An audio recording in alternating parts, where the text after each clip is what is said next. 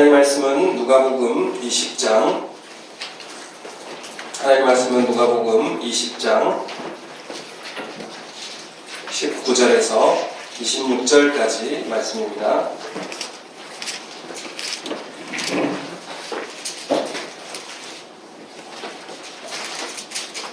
누가복음 20장 19절에서 26절까지 말씀입니다.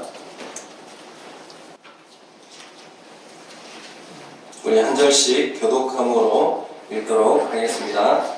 서기관들과 대제사장들이 예수의 이 비유는 자기들을 가리켜 말씀하신 민 줄 알고 즉시 잡고자 하되 백성을 두려워하더라. 그의 그들이 보다가 예수를 종에게 다스림과 권세 아래 기리려 하여 정탐들을 보내어 그들로 스스로 의인인 체하며 예수의 말을 착잡게 하더라.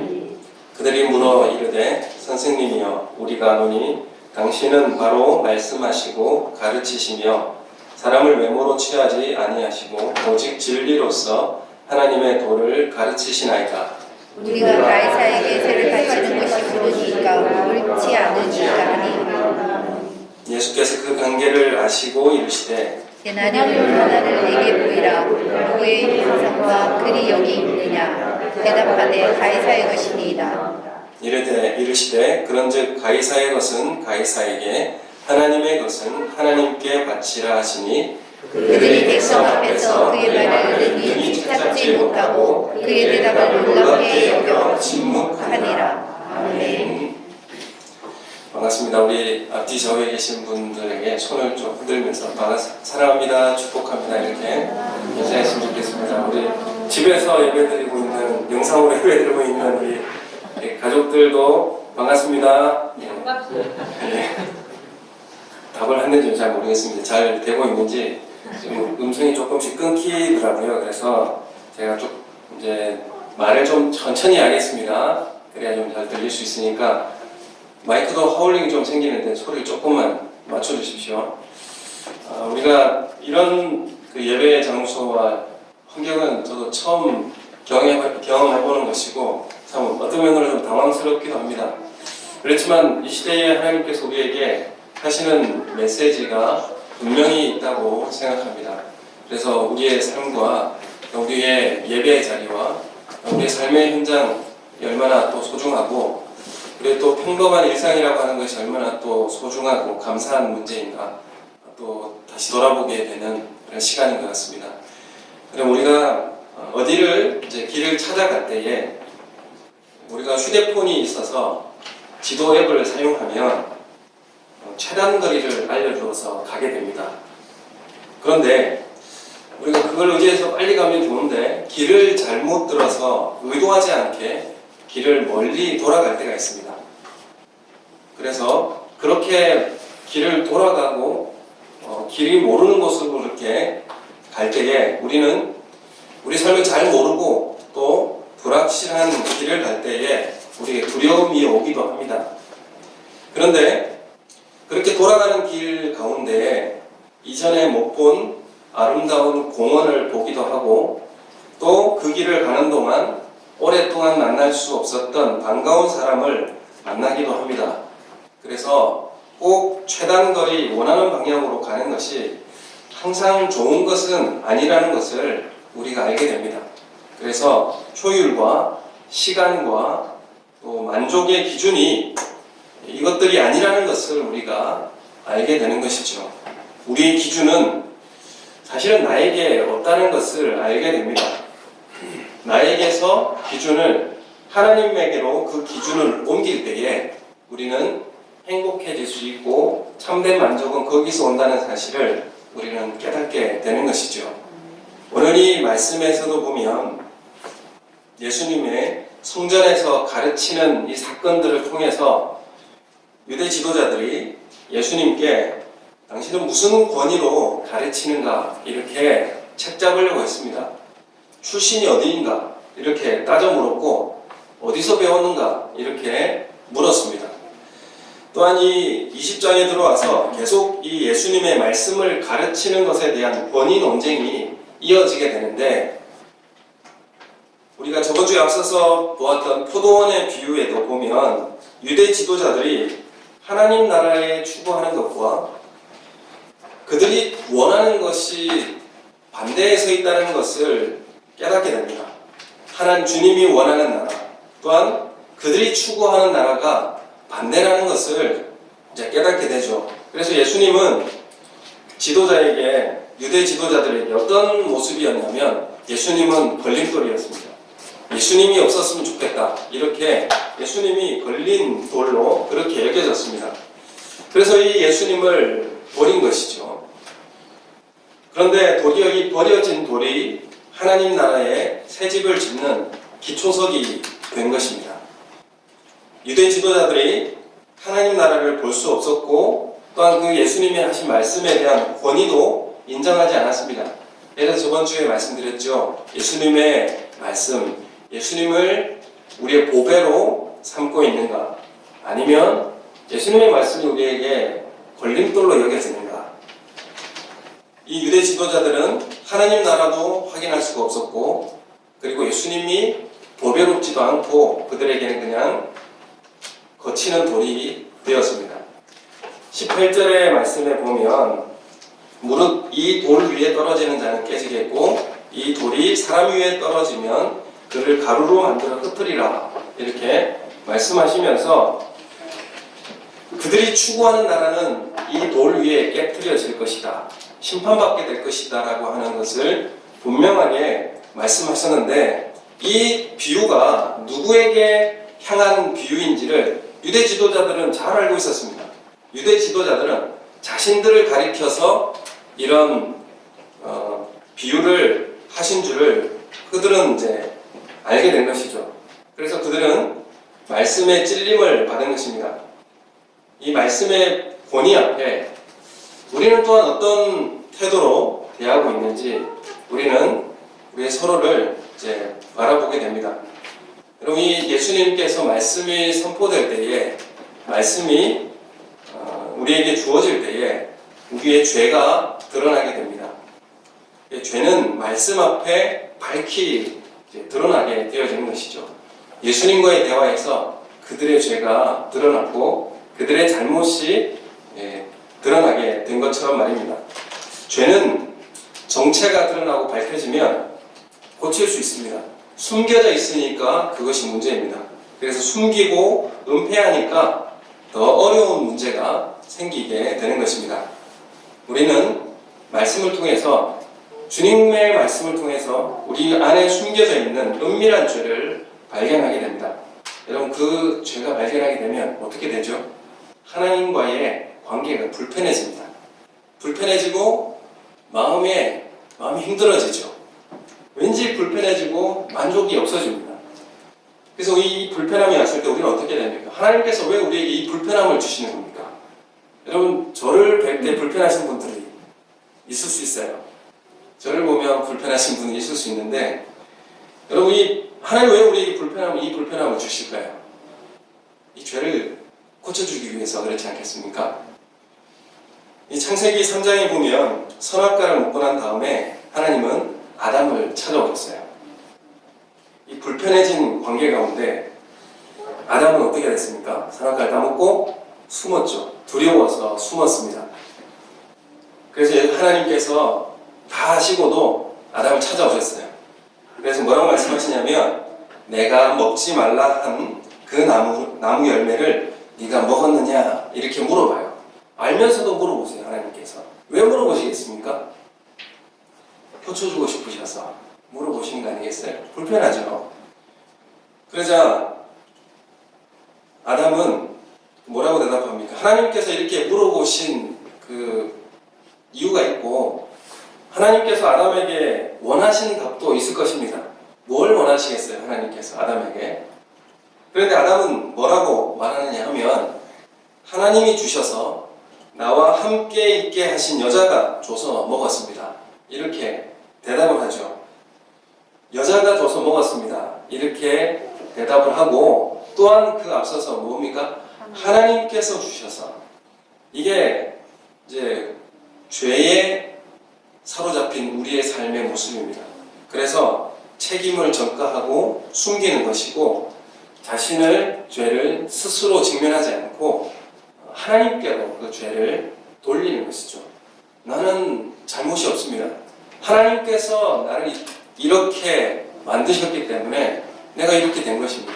책임을 전가하는 것이죠. 그래서 책임을 전가하고 회피하고 죄 고백을 하지 않습니다. 죄의 원인을 하나님 때문에 죄짓게 되었다고 돌리는 그런 아담의 모습을 우리가 보게 됩니다. 우리의 죄의 모습도 똑같습니다. 이 죄에 대한 스스로 고백하기 싫은 자존심이죠. 하나님 앞에서도 고백하기 싫은 자존심입니다. 가인은 어떻습니까? 자신의 제사가 거절이 되었습니다.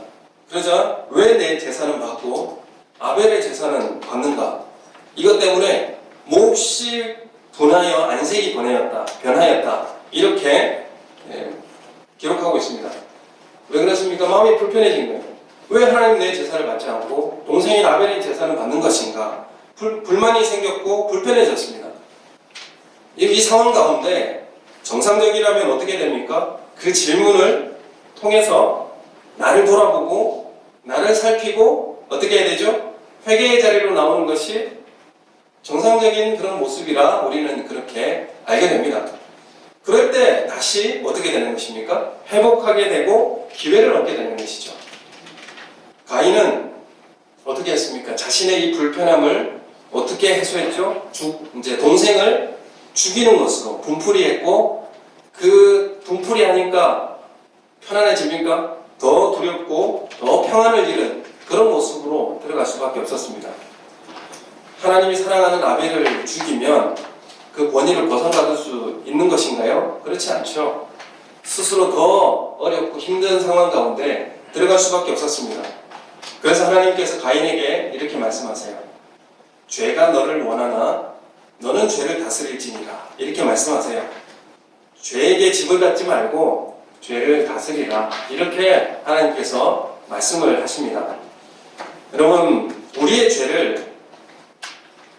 죄를 가지고 있고 죄책감도 가지고 있고 이런 죄에 대한 습성이 우리 가운데 있지만은 이 죄를 고백한다는 것은 어떤 면으로는 우리가 죄를 고백한다 할 때에 여러분 어떻게 죄를 고백하십니까? 그러니까 하나님께 내가 죄를 고백했고 용서를 받았다 라고 할 때에 이런 것은 어떤 면으로는 죄를 사실 고백한 것이 아니다 이렇게 말씀드릴 수 있어요. 내가 하나님께는 다 고백했다라고 하는 것이 이 문제가 다 고백한 것이 아닌 경우가 참 많이 있습니다. 왜냐하면 내가 하나님 앞에 죄를 고백하는 것은 나 혼자 생각하고 끝나는 경우가 많기 때문이에요.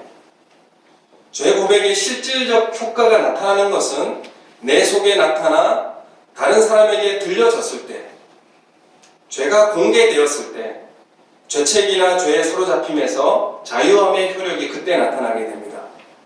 그래서 보이지 않는 하나님과의 관계는 구체화되어야 되고 보여져야 됩니다.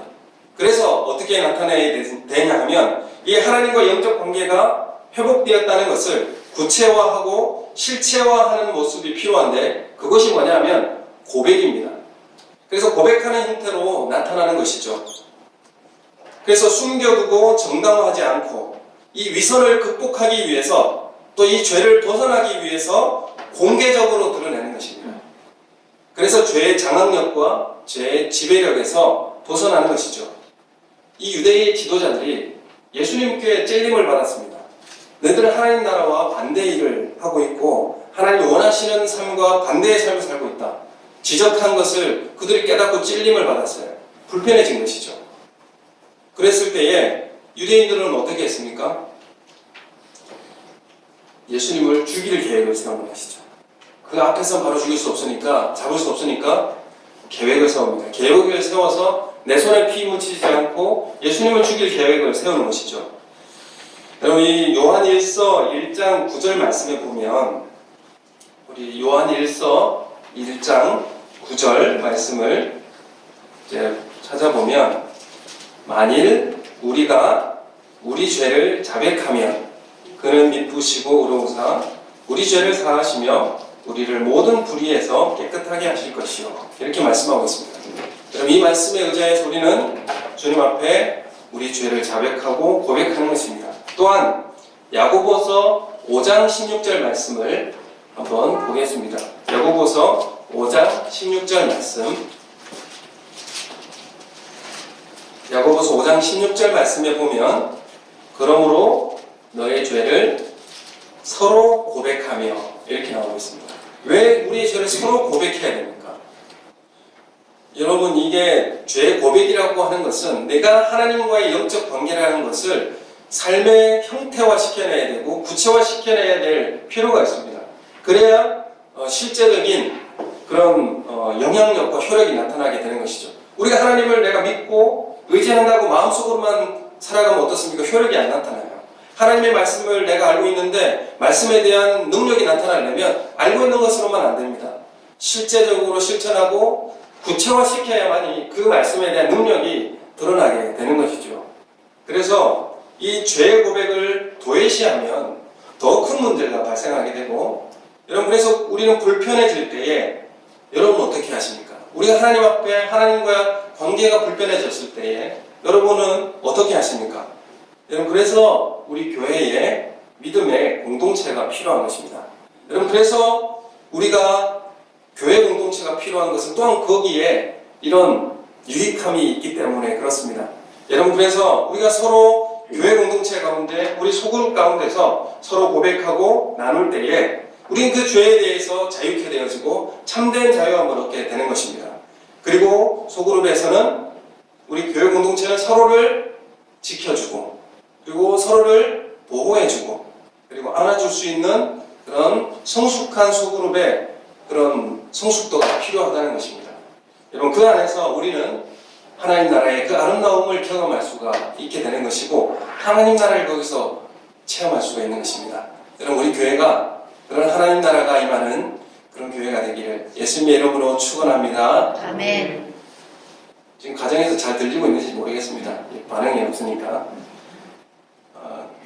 좀 전에 보니까 그 구청에서 사람들이 잠깐 왔다가 갔어요. 몇 명이 앉아 있는가 세어보고 가시더라고요.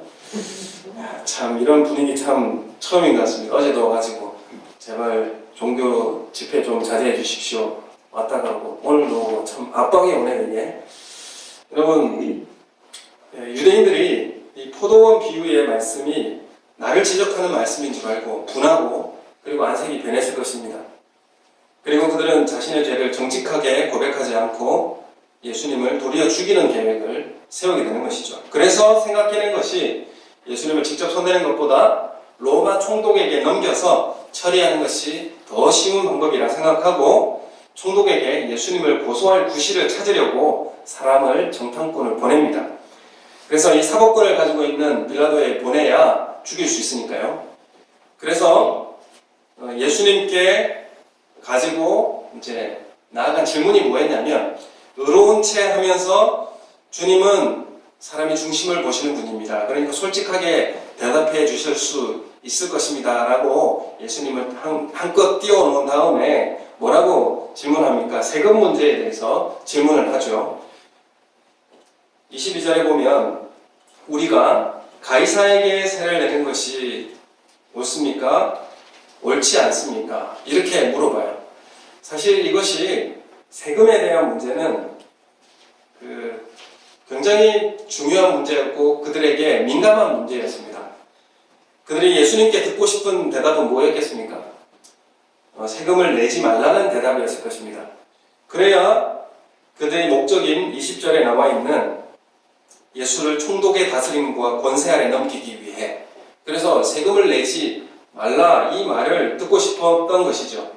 그러면 반역자로서 로마의 통치의 반역자로서 어떻게 됩니까? 죽일 수 있는 것이죠.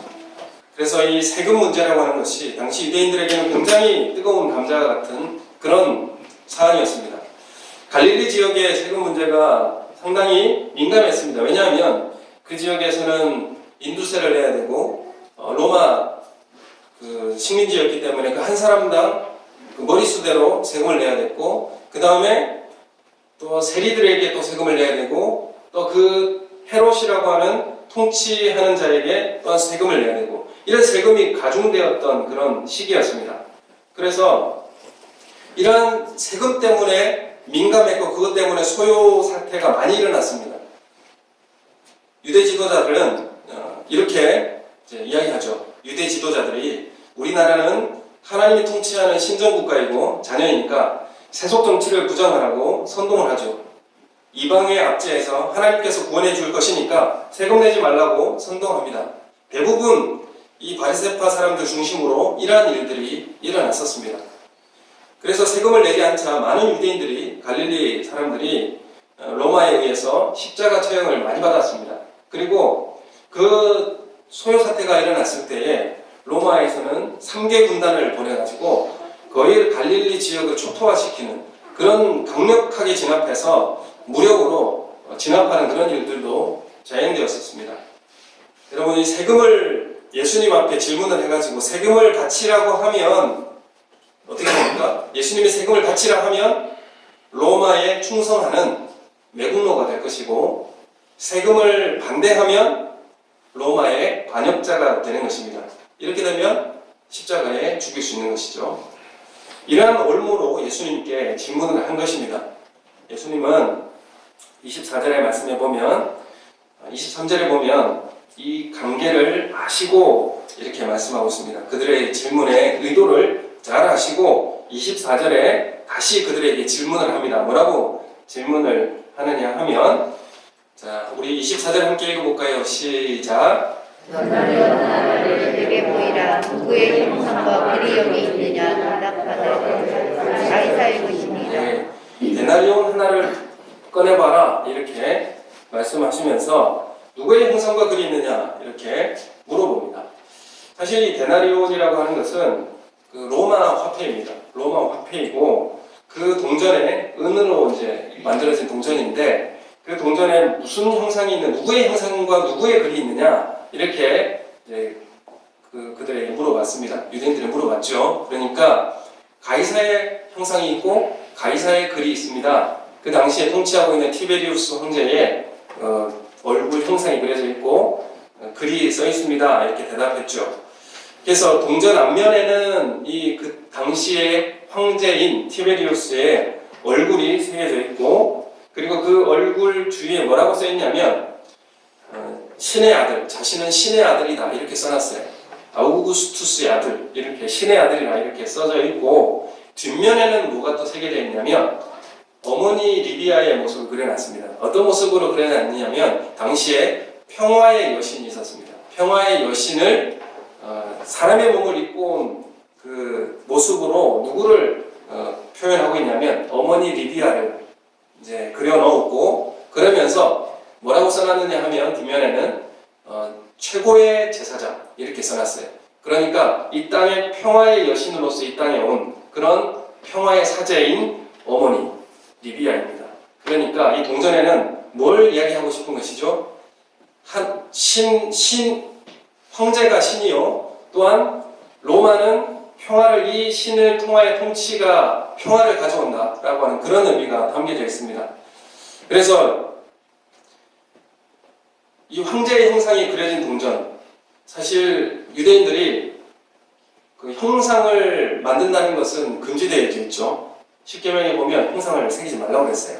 그래서 유대인들이 쓰이는 화폐에는 그 형상을 그려놓지 않았습니다. 그래서 유대인들이 쓰는 화폐에는 보리 이삭이나 올리브 나무 이런 것들이 그려져 있는데 그들이 황제의 형상이 그려진 동전을 가지고 있는 것 자체로도 불편한 거예요. 사실은 그 데나리온을 가지고 성전에 헌금을 낼 수가 없어서 어떻게 했냐면 유대 동전으로 환전을 해야 했습니다. 데나리온을 낼 수가 없으니까요. 그래서 환전을 해야 될 정도였는데 그들이 네 동전 내놔봐라 그러니까 뭘 꺼낸 겁니까? 로마의 황제 얼굴이 그려진 데나리온을 이렇게 꺼내는 거예요. 그래서 이 형상이 그려져 있다, 형상이 세워져 있다라고 하는 것은 어떤 의미가 있냐면 여기까지 지배가 된다는 거예요. 그러니까 로마의 화폐가 통용된다는 것은 로마의 통치가 지배권이 여기까지 미치고 있다라는 사실을 보여주는 것입니다. 그래서 로마의 통치가 이루어지는 곳곳마다 황제의 형상이 세워져 있었습니다. 그래서 황제의 형상이 세워지고 황제의 얼굴이 그려진 흉상이 그려져 있는 동정을 쓴다는 것은 뭡니까? 로마의 통치를 받고 있다고 하는 그런 표시였습니다. 로마의 지배권 하에 있다는 그런 의미가 담겨져 있는 것이죠. 그래서 마땅히 로마의 지배와 통치를 받고 있기 때문에 그 지배권 아래 보호받는 국민들은 뭘 해야 됩니까? 세금을 내야 되는 거예요. 세금을 내야 되는 것이죠. 당연합니다. 마찬가지로 하나님 나라의 통치 영역이 있어요. 하나님 나라로 통치하는 공간이 있습니다. 그런데 하나님 나라의 통치 영역에 형상을 세워놓을 수가 없잖아요. 하나님 나라 통치 곳곳에 하나님 형상을 세울 수 없으니까 누구를 세우는 겁니까? 여러분, 하나님의 형상이 누구죠? 하나님 형상이 누굽니까? 우리잖아요. 창세기에 보면 우리의 형상대로 아멘. 창조하셨잖아요. 여러분 우리가 하나님의 형상이 되는 거예요. 가는 곳마다 하나님의 통치가 일어나는 형상이 되는 것이죠. 그래서 하나님 나라는 어떤 형상을 만들어서 통치하고 실현하고 영향력을 나타내는데 누구의 형상을 통해서 하나님의 통치와 그 지배력을 나타내는가? 하나님 나라의 백성인 우리, 하나님의 형상을 닮은 우리를 통하여서 통치하고 다스리시는 그런 하나님 나라가 되는 것입니다. 그러면 유대인들이 자신들이 하나님의 형상이라는 것을 잘 압니다. 하나님의 형상은 하나님의 통치와 하나님의 다스림을 받는데, 그러면 하나님 나라 통치받는 우리도 하나님께 통치와 지배를 받는 우리도 하나님 앞에 세금을 내야 되는 것이죠. 그래서 하나님 자신의 백성을 통해 우리를 통하여서 하나님을 보여주고 하나님이 통치하신다는 사실을 통해서 하나님을 소개하고, 그래서 하나님 나라가 이 땅 가운데 임하게 되는 것입니다. 그래서 우리가 가는 곳마다 하나님의 통치가 이루어지는 그런 곳이 되는 것이죠. 예수님은 동전을 꺼내 보이라고 하면서 되려 질문을 하셨어요. 유대 지도자들은 보이는 이 육신적 권력에게 지배당하고 세금을 내고 있는데, 사실은 그들은 보이지 않는 하나님의 형상이신 하나님 나라 앞에서 자신들은 어떤 세금을 내고 있는가? 그렇게 묻고 있는 것입니다. 쉽게 이야기해서 너희들은 지금 눈에 보이는 힘있는 육신적 그 권력 앞에 세금을 내고 있는데, 그러나 너희는 하나님의 통치와 하나님을 지배를 받고 있는 그런 하나님의 형상을 닮은 존재로서 너희들은 하나님 앞에 어떤 세금을 내고 있느냐? 이렇게 지금 예수님은 질문하고 있는 것입니다. 이런 포도원 비유에서 농부들이 누구였습니까? 유대 지도자들이었죠. 그들이 하나님께서 보내시는 그 종들을 통해서 세금을 내지 않았어요. 세금을 내지 않았죠. 세금도 내지 않았고, 예수님 독생자 아들까지 보냈는데 그 아들마저 쫓아내서 죽여버렸습니다. 여러분, 이것이 예수님께서 그들에게 하고 싶으신 말씀이에요. 번번이 거절하고 아들마저 죽이고 빼앗고 주인의 포도원을 내 것인 양 행세하며 하나님 나라를 스스로 본인들이 원하는 나라로 만들어가는 그런 모습을 지적하고 계셨는데, 지금 예수님의 질문은 너희들이 하나님 나라의 화폐이면 하나님의 것으로 써야 하는 것이 아니냐, 이 말씀이시죠. 여러분들이 하나님의 화폐이면, 하나님의 형상이면 하나님의 것으로 써야 되지 않겠습니까? 하나님 나라의 통치를 받는 백성은 가이사가 주는 힘과 무력에 기대고 그 풍요에 절하지 않습니다. 하나님 나라의 통치대로 살아가는 것입니다.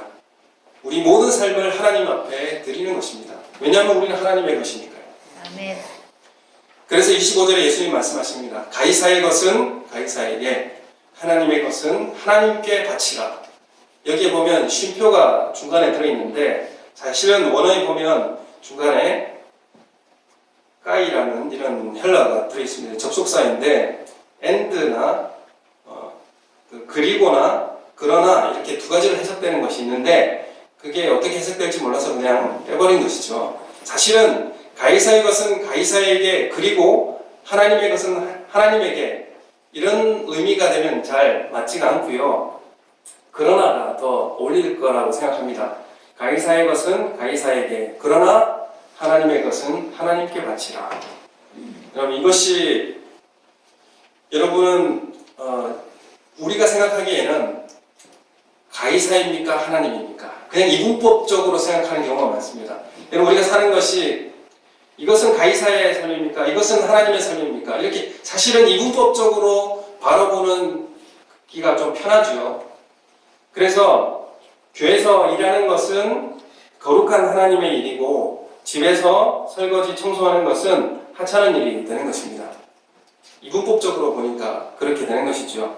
교회에서 교사로 아이들을 가르치면 거룩한 하나님의 일이 되고 학교에서 가르치는 선생님이 하는 일은 덜 거룩하고 그렇게 된다면 그것도 이분법적인 모습입니다. 여러분 그래서 이분법적으로 이 삶을 나누게 되면 월급에서 11조는 하나님의 것이고 10분의 9는 내 것이 되고 이렇게 되는 것입니다. 이분법적이죠. 그래서 하나님께 드리는 헌금만 예배의 삶이 되는 것이 아니라 우리의 삶에서 필요에 따라 구입하고 소비하는 모든 활동들도 삶의 예배가 되는 것입니다.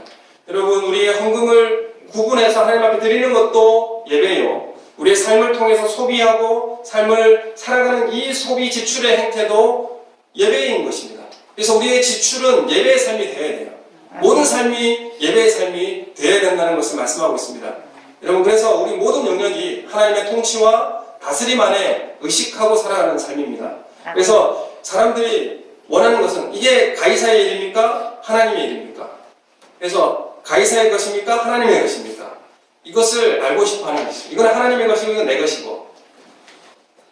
로마서 13장의 1절의 말씀에 보면 이렇게 말씀하고 있어요. 로마서 13장 1절에 한번 찾아보시죠. 로마서 13장 1절에서 2절 말씀에 보면 각 사람은 위에 있는 권세들에게 복종하라. 권세는 하나님으로부터 나지 않음이 없나니 모든 권세는 다 하나님께서 정하신 바라. 이렇게 말씀하고 있습니다. 그래서 2절에 보면 그러므로 권세를 거스르는 자는 하나님의 명을 거스름이니 거스르는 자들은 심판을 자취하리라. 이렇게 말씀하고 있어요. 그러면 그들이 지금 질문하고 있는 가이사에게 세금을 내는 것이 맞습니까? 안 맞습니까? 이런 문제 가운데 지금은 예수님 뭐라고 말씀하시는 거예요?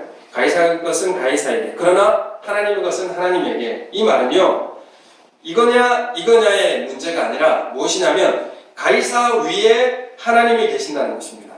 이것을 의식하라는 것이죠. 여러분 우리는 생각하기에 가이사의 것이 맞습니까? 하나님의 것이 맞습니까? 그냥 이분법적이에요. 그렇지만 평면적으로 볼 문제가 아니라 모든 권세를 하나님께서 정하셨다 이렇게 말씀하시고 하나님께서 통치하고 계신다 이 사실을 의식하라는 것을 말씀하고 있어요. 그래서 가이사 위에 하나님께서 통치하고 계신다는 사실을 의식하고 하나님의 통치를 받으라는 것입니다. 여러분 이 삶이 어떤 삶이냐 하면 로마의 제국도 하나님의 통치와 다스림이 있기 때문에 문제가 되지 않는 거예요.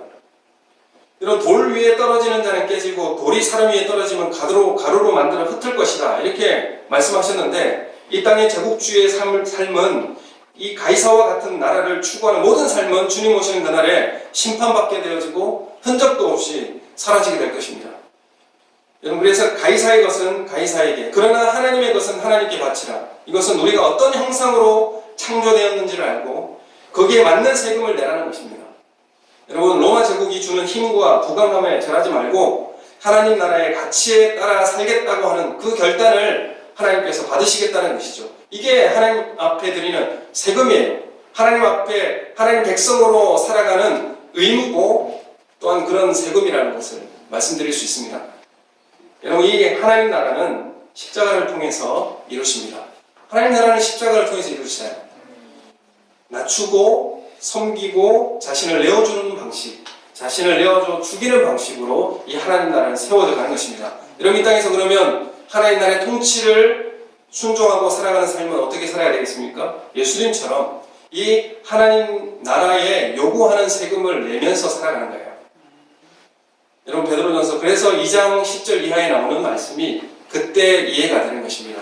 그 말씀 가운데 저번 주에도 말씀드렸죠. 인간의 모든 제도에 순종하고 총독에게 순종하고 선행으로 또한 무식한 말을 막고 자유가 있으나 그 자유로 악을 가리는 데 쓰지 말고 하나님의 종과 같이 하고 왕을 존대하고 또한 사원들아 범사에 두려워함으로 주인들에게 순종하고. 여러분 이것이 왜 가능하느냐 하면 우리가 하나님의 통치 영역 가운데 들어와 있습니다.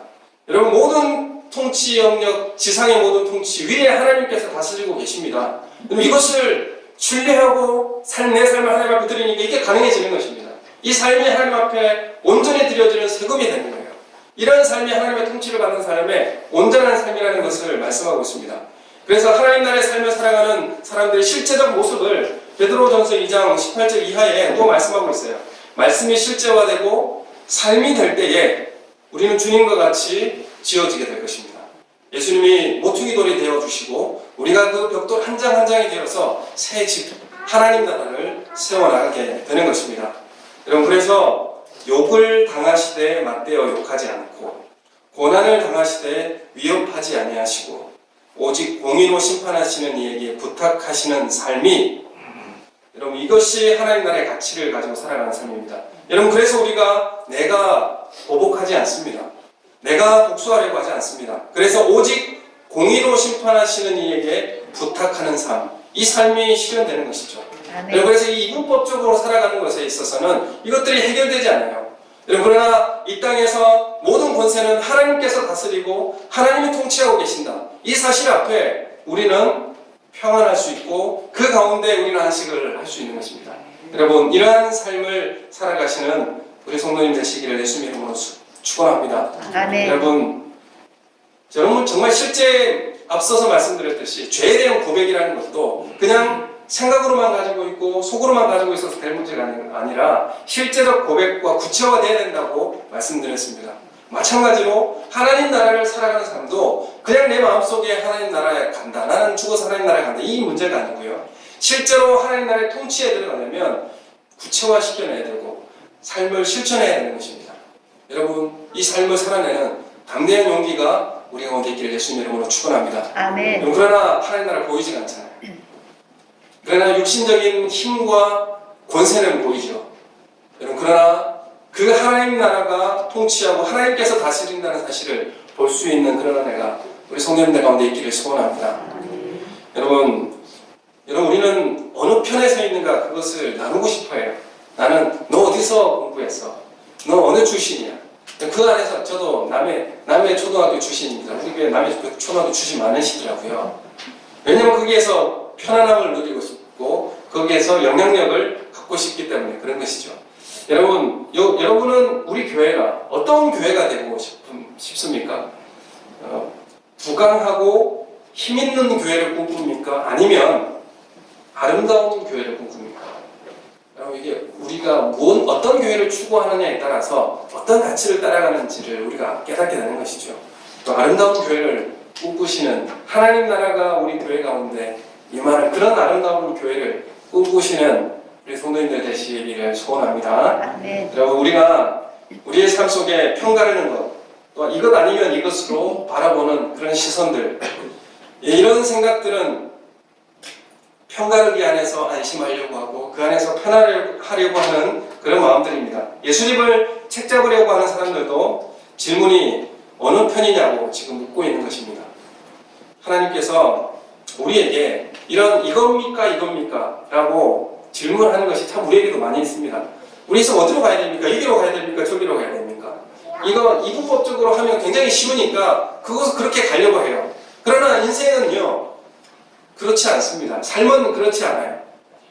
여러분 하나님께서 우리에게 말씀을 분명하게 해주셨으면 좋겠다라고 하고 그 선명한 것을 좀 봤으면 좋겠다고 하는 차원에서 빨리 찾아가는 방법이 어디냐 하면 신천지입니다. 거기는 확실하게 가르쳐줍니다. 분명하게 가르쳐주죠. 그래서 빠지는 것이 이단이죠. 우리는 삶을 통제하고 싶어 해요. 원하는 대로 하고 싶습니다. 분명하게 그걸 내가 통제하고 싶고 내가 원하는 대로 가고 싶어요. 통제가 안 되니까 어떻게 합니까? 사주 보고 미래를 알려고 하는 것이죠. 여러분 우리 삶에는 모호하고 우연히 일어나는 일들을 우리는 인생 가운데 통제할 수 없다는 것을 우리가 잘 알고 있습니다. 내가 인생을 계획해서 내가 원하는 대로 살아갈 수 있습니까? 그런 능력이 우리 가운데 없습니다. 근데 연초가 되면 열심히 계획을 세우지 않습니까? 물론 계획이 중요하죠. 그렇지만 그 계획을 인도하시는 분은 누구시라고 말씀하십니까? 하나님이시잖아요. 여러분 아브라함에게 말씀하실 때에 말씀하신 대로 가라고 하셨는데 어느 땅인지 정확하게 안 알려주셨어요. 가나안 땅인지도 모르고 출발했습니다. 왜냐하면 하나님 뭐라고 말씀하셨냐면 내게 보여줄 땅으로 가라 이렇게 말씀했어요. 아니 이게 무슨 말입니까? 내게 보여줄 땅이에요. 지금 보여준 것도 아니고 앞으로 보여줄 땅으로 가라입니다. 여러분 이래서 우리의 인생이라고 하는 것은 불확실한 것 가운데 우리는 모호하고 확실치 않는 곳을 향해서 우리는 한 걸음씩 내딛는 삶을 살아가게 되는 것입니다. 여러분 우리는 그러나 가면서 이게 가이사의 것입니까? 하나님의 것입니까? 이렇게 하고 싶어요. 여러분 우리는 하나님이 통치하십니다. 여러분 우리는 하나님이 다스리십니다. 아멘. 이런 실제적 고백을 가지고 이 보이지 않는 삶 가운데 구체화해내야 되고 그 믿음의 발걸음을 한 걸음씩 떼야 합니다. 내가 이렇게 실천하면 내가 받는 유익이 뭔데? 내 자존심 다 상하고 내 유익이 무엇인데? 라고 생각한다면 이 보이지 않는 이 삶을 한 걸음도 내디딜 수가 없어요. 그러나 하나님께서 통치하고 계신다. 하나님 나를 다스리신다. 나를 책임지신다. 여러분 이 믿음이 있으면 이 모호하고 확정되지 않는 이 미래를 향해서 내 발걸음을 한 걸음씩 내디딜 수 있는 거예요. 아멘. 그래서 내 삶을 그 영혼을 위해서 줄 수 있는 것이고 던질 수 있는 것입니다. 하나님께서 통치하시기 때문에 하나님 다스리시니까요. 아멘. 그래서 내 삶을 내어줄 수 있는 것입니다. 여러분 이런 하나님 나라의 세금을 하나님 앞에 내시는 하나님의 백성 되시기를 소원합니다. 아멘. 여러분 보이지 않는 믿음의 관계는 보이지 않는 이 믿음의 삶은 우리의 삶의 구체적인 모습으로 드러나야 됩니다. 구체적인 삶의 한 발자국씩 한 발자국씩 보여지는 모습으로 우리 삶에 만들어내는 우리 성도님 되시길 소원합니다. 여러분 소그룹이 힘들고 어렵다고 하지만은 하나님 이렇게 좀 몇 주 안 모여보니까 좀 보고 싶지 않습니까? 저는 너무 보고 싶습니다. 그래서 우리가 정말 소그룹이 하나님 나라가 임하는 곳으로 한 발자국씩 한 발자국씩 구체화시켜내고 만들어내는 우리 성도님들 되시기를 소원합니다. 아멘. 우리 두려움과 기대를 함께 안고 우리는 이 인생의 길을 한 걸음씩 내디뎌야 됩니다. 이거 아니면 이거다. 여러분 이것은 우리를 해결할 수 있는 방법도 아니고요. 온전한 모습도 아닙니다. 여러분 우리의 삶은 내가 하나님의 통치를 받고 하나님의 인도함을 받고 하나님 나를 책임져 주시고 하나님은 나를 위하여서 가장 좋은 길로 예비해 주신다는 것을 믿고 그 길을 나아가는 것입니다. 주님 앞에 주님을 향한 신뢰 속에서 한 발자국씩 한 발자국씩 걸어가시는 우리 성도님들 되시길 원합니다. 아멘. 그런 용기가 우리 가운데 다시 세워져 나가기를 소원합니다. 아멘. 주님은 우리의 이 모호한 이런 발걸음 가운데 좋은 길을 열어주시고 힘과 능력도 우리 가운데 허락하여 주실 줄로 믿습니다. 이런 은혜가 우리 사랑하는 성도님들과 지금 가정에서 예배드리는 모든 성도들 가운데 함께 있기를 예수님 이름으로 축원합니다. 아멘. 함께 기도하겠습니다. 하나님 우리가 물질적인 것을 보고 하나님 나라를 보지 못하였던 우리 삶에 용서해 주시고 하나님 내가 마음에 가지고 있던 것들 실제화시키고 구체화해낼 수 있도록 인도해 주시옵소서. 우리 다같이 함께 한 목소리로 기도하겠습니다. 하나님 아버지 은혜를 감사합니다. 주님 우리에게 주신 믿음과 그 소망 가운데 하나님 나라를 사모하는 실제적이고 구체적인 한 발자국 한 발자국 내딛는 발걸음이 우리 가운데 하여 주시옵소서. 하나님 아버지 우리가 하나님의 통치와 하나님의 다스림을 받은 하나님의 형상이 되어서 하나님 주님 앞에 마땅히 드려야 할 삶을 주님 앞에 드리게 하여 주시옵소서. 우리가 하나님의 것이었사오니 하나님의 것으로 사용하여 주시옵소서. 하나님의 통치가 우리 가운데 임하기를 소원합니다. 하나님 나의 삶을 통하여서 우리 교회와 우리 소그룹과 우리 가정이 하나님의 통치가 임하는 가정이 되기를 소원합니다. 하나님 우리를 다스려 주시옵소서. 하나님 우리를 통치하여 주시옵소서. 우리가 그 통치 가운데 들어가게 해주시옵고 하나님의 말씀의 실천이 우리 가운데 세워지는 귀한 역사가 있게 하여 주시옵소서. 감사함을 드리옵고 예수님 이름으로